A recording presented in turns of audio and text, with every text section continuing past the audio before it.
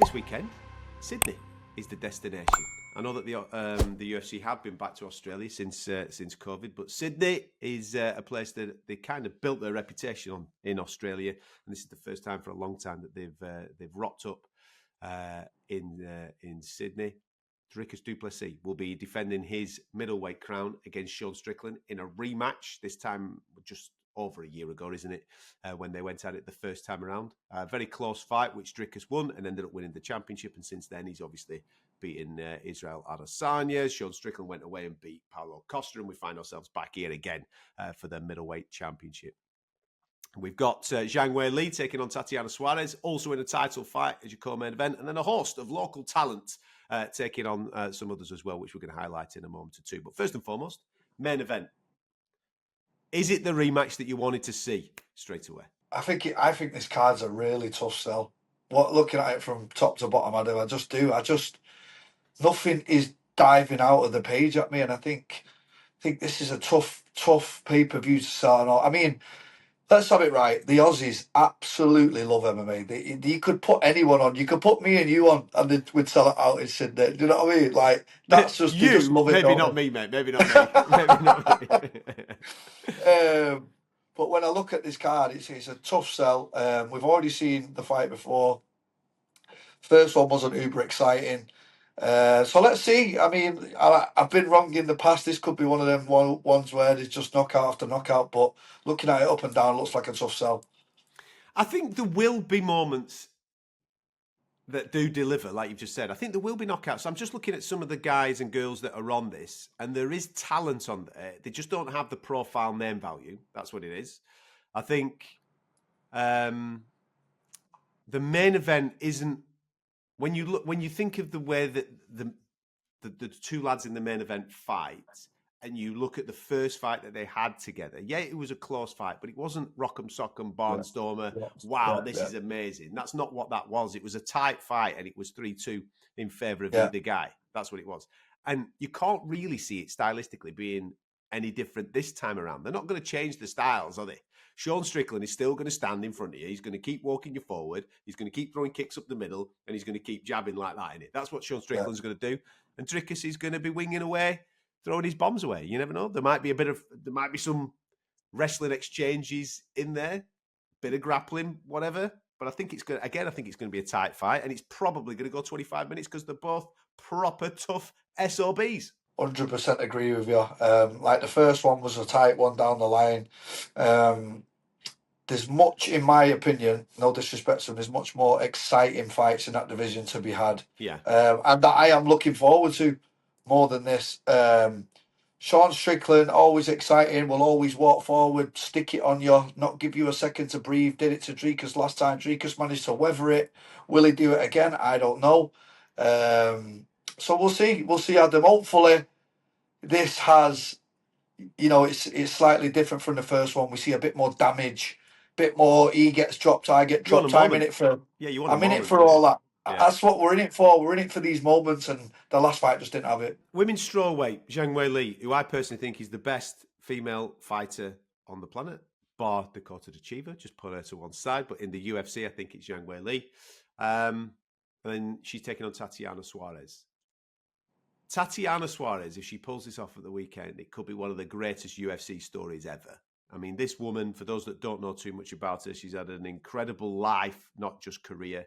Comes from a grappling background, but she battled cancer, beat cancer. She's now in a situation where she's undefeated in MMA. She's on this unbelievable tear in this division, and now she finds herself in a title fight against Zhang Weili. I just think that she's not rounded enough. I mean, she's got a brilliant trick.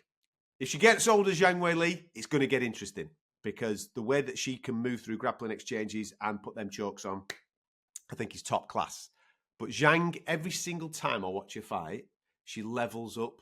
She's getting better and better and better every single time. Even in defeat, she goes away, she works on whatever she needs to work on, and she comes back and does the business. I think Zhang Weili, the only thing I could probably poke at her coming into this fight is maybe activity level. We haven't seen her since UFC 300, so that's since last April, so it's nearly a year.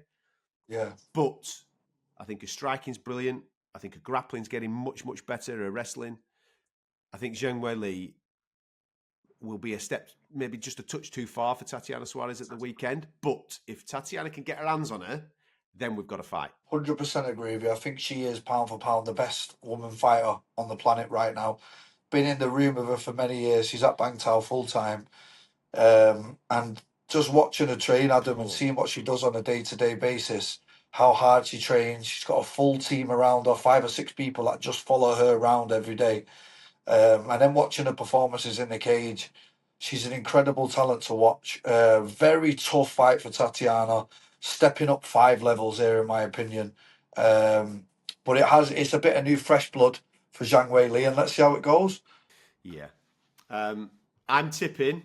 Listen, I know that we shouldn't do predictions on this with people watching our show, but I'm tipping 2 hand stills in Australia. Do you see anything different?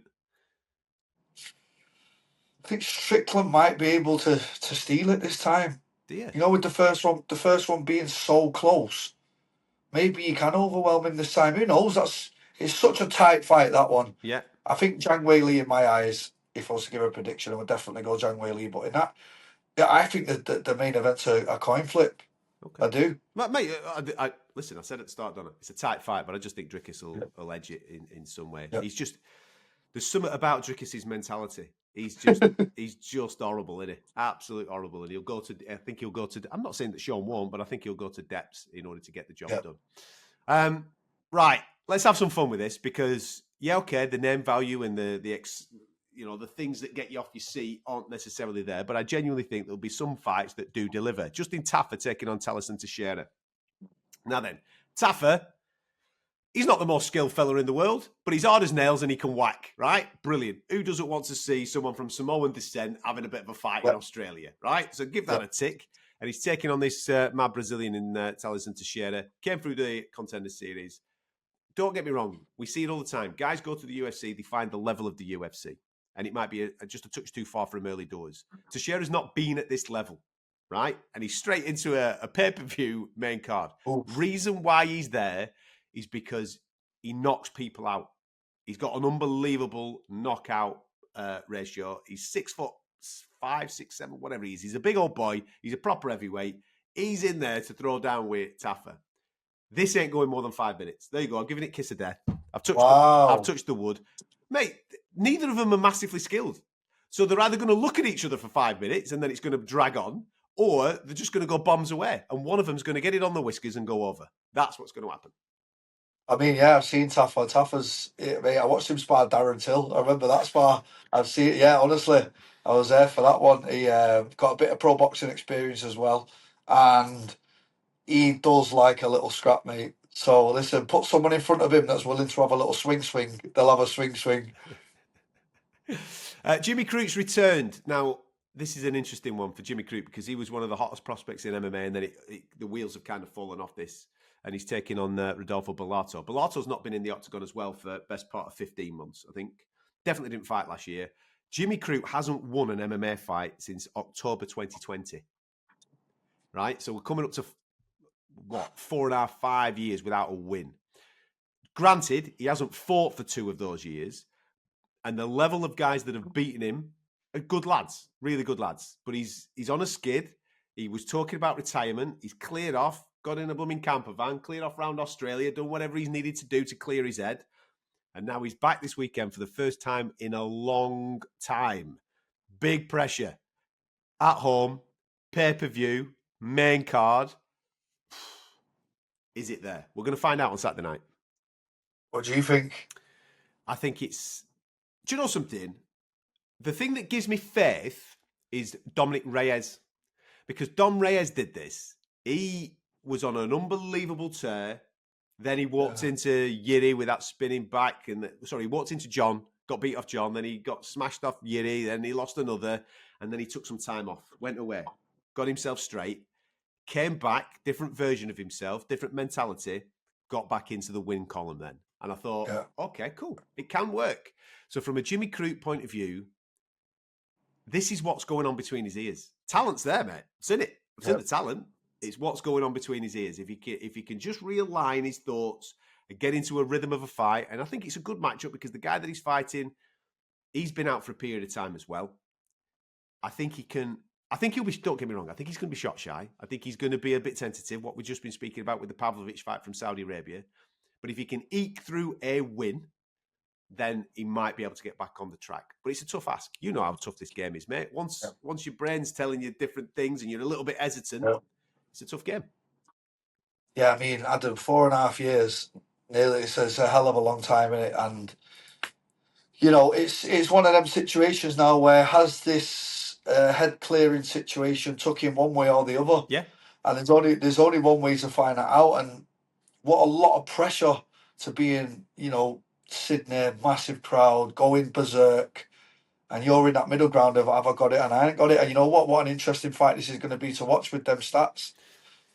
Kicking off the main card, you've got Jake Matthews and Francisco Prado. The reason why it's there is because they're both lunatics, and it might just be absolute fireworks from the get-go. Prado's 1-2 in the UFC, Argentinian kid, but he's a hellraiser. There's no real, I'll wait and see what's happening. Let's have it. And I think Jake Matthews, the Jake Matthews story is unreal, man. He came into MMA as a teenager. He's only 30. He's only 30 years of age, and he's still going. So he's here to get the party started. Pay-per-view kicks on. There you go, Jake. Get this party started, and we're going to give you a hellraiser across from you who's going to answer it. If you go, he's going to go with you. So I think it could be a crack at that. I know they're not massive names for the people that are watching our show, but I think that could be an absolute cracker, mainly because Jake Matthews is an Aussie. He's been in the game for a long, long period of time, and he's a hellraiser as well. I mean, that's just shocked me that he's 30 years old. I feel like he's been in the UFC. How long has he been in the UFC? 11 years, mate. He came in at 18. I think he was 18 years of age when he came in. 19 years of age. Now look at that for a stat. That is what you call experience. He's only just getting to the peak of his, physical presence, and he's already been in the UFC 11 years. I mean, what an interesting fact that is. Do you know what I mean? So I love watching him fight. He's must-see TV. Every time I see his name on the card, I make sure I tune in for a Jake Matthews fight. He's a legend, and I love watching him fight. Seems like we've got a good opponent here for him, so let's see. Yeah. A couple of things to keep an eye on the prelims. Wang Tong is back. If you remember the Joker, I think we previewed her fight in Singapore, and she was the big hot next thing, and she ended up getting knocked out in that fight. This is her first fight back. She's taking on Bruna Brazil, one of the fighting nerds. Interesting to see how she bounces back. She could be a superstar, Wang Tong, so it's going to be interesting to see how she bounces back in that fight. And then this is the thing that you absolutely need to keep an eye on the prelims. Colby Thickness is taking on Alexandre Topuria. Yes, Ilya's brother, right? Now, this is the beautiful thing about it, because it's a replacement opponent. Thickness has come in on the last-minute shout. In Colby Thickness's corner will be a certain Alexander Volkanovski, because Alexander Volkanovski looks after Colby Thickness and trains him, and they're all working out the same gym. Obviously, in the corner of Alexandre Topuria will be a certain Ilya Topuria. That's right. Former foes, rumoured to be fighting each other in the upcoming months in April, are going to be in opposing corners, cornering their charges going into the fight. Eh? There's an interesting one, but I'll give you a little fact from the inside. I know a lad that I was sparring for my previous fight that has sparred both of them two, and he reckons that the brother's better. He said, I'm telling you now, the brother is better. I said, nah. He said, you wait and watch him fight. So I am really excited for this one, mate, because come from a valid source, somebody who's been in the cage with them both. I know it's the training room and it's different, but if he's even 50% of his brother Adam, we're all in for a treat, aren't we?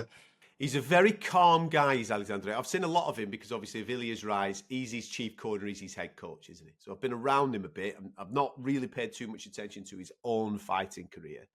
I'm really looking forward to seeing what he's all about. Imagine if he rocks up and he does the business against Colby Thickness at the weekend, mate, and sets the place on fire. Fingers crossed, off the back of the fight, whatever happens, both Mr. Volkanovski and Mr. Topuria Sr., they get in the middle of the octagon, they go nose to nose, and everybody says, these lads are fighting in April. Let's do it. I can see it now anyway. We can see it, can't we? Yeah, we're on the horizon. All in all, I agree with what you said, mate. It isn't necessarily the fight card with the fight names that jump off, but we've been here many times with the UFC. How many times have we done this where we looked at the car and gone, I don't know. And then all of a sudden you come back on Sunday morning, you put it on with your Cocoa Pops and you think, what the flipping heck is happening here? Carnage everywhere. Absolutely incredible. So I anticipate some big moments, but I understand people's thoughts going in as a preview, mate. Oh, with you, 100% agree. I think it's a really tough sell, up and down. I'll say it every time, and hopefully I'm wrong, because I don't want to sit through 3 or 4 hours of something that's a tough sell. So let's see. Let's just come on, lads. It's Sydney, Australia. Yeah, we know you love it. You know the crowd's going to be the third man in the octagon. Let's get it going, lads. Come on, give us something to chat about. Give us something to chat about on a Monday morning next week. There you go. Get yourself stuck into the talkSPORT MMA YouTube channel. There'll be plenty of stuff coming your way throughout the course of the week as we build up towards UFC 312. Vanessa, who normally joins us on a Saturday evening on Fight Night, is in Australia. So fingers crossed she's going to be getting some interviews with the runners and riders out there. And we'll get them on the MMA YouTube channel for you. Like I said, like and subscribe to the channel. And we'll catch you next time.